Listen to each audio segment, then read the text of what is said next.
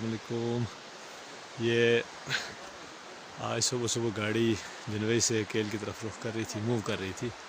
तो ये एक दोगा और जनसेरी के दरमियान एक नाला है जहाँ से ऊपर स्लाइड आई है और गाड़ी मुसाफिरों के समेत फंस गई है और कोशिश कर रहे हैं अभी निकलने की। तो अल्लाह करे कोई बेहतर हो जाएगा। आपको दिखाते चलें कि वादी गुरेज में इस टाइम बर्फ़बारी का मंज़र। यहाँ आपसे ये है कि बर्फ़ के ऊपर से गाड़ियाँ चल रही हैं।